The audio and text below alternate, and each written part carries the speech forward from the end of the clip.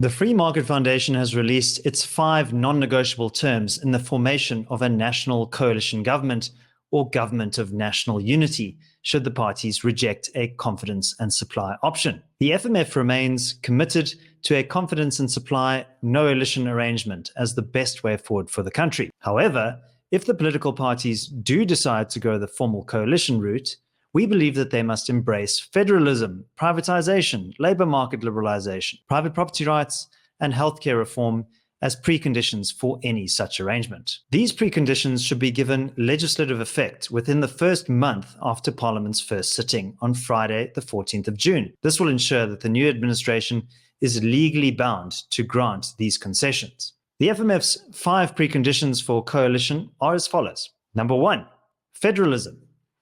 The rapid economic and political decline which South Africa has faced in recent decades has primarily been a symptom of the over-centralization of political authority. Consequently, the single most important element of reform should be a radical decentralization of political authority to provinces, municipalities, and communities to empower them to fix the many problems facing their constituencies without undue interference from central authorities. By recognizing the legitimate sovereignty of these spheres of government, they will be empowered to act more independently with both the authority and the means to manage matters such as policing, transport, and energy. To this end, the FMF recently launched its campaign for Home Rule, see the link in the description, to encourage a more federalized approach to governance. Number 2, privatization. South Africa's economy is characterized by high levels of state ownership, particularly in the so-called network industries such as electricity, ports, and rail. Underperforming state-owned enterprises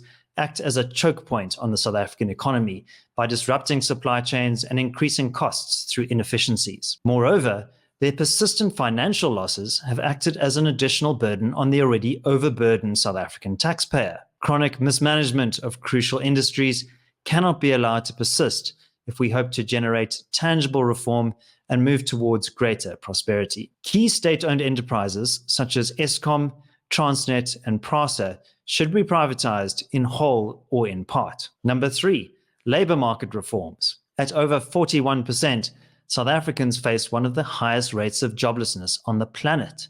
Chronically high unemployment is the consequence of the government's overzealous labor regulation, which locks millions of South Africans out of the formal job market. The Free Market Foundation has long championed the Job Seekers Exemption Certificate, which would enable prospective employees to voluntarily exempt themselves from rigid labor laws. In doing so, those that are unemployed can finally take their first step on the employment ladder. Employers will also benefit from a more dynamic and flexible labor market. Number 4, strengthen private property rights. The right to private property is the foundation of a free and prosperous society. It is therefore essential that legislation which undermines this institution be promptly and unreservedly repealed. Chief among these are the recently adopted Expropriation Act, the Land Court Act, as well as the disastrous Mineral Petroleum Resources Development Act, or the MPRDA.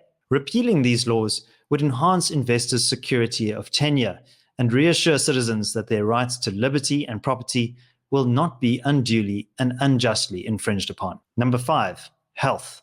The National Health Insurance Act must be repealed, and the prohibition placed upon private healthcare funders to provide low-cost benefit options must be lifted. The freedom of South Africans to decide their own medical affairs should not be infringed. To build a vibrant and accessible healthcare system in South Africa, there must be a renewed focus on incentivizing broader access to our world-class private healthcare system, as opposed to having these excellent institutions be commandeered by the very authorities which facilitated the decline in their public sector peers. Given the inherent risks associated with coalition politics, any such arrangement which does not proceed under these 5 preconditions would weaken opposition to the ruling party without any guarantee of a corresponding benefit. That's it from me, David Ansara of the Free Market Foundation.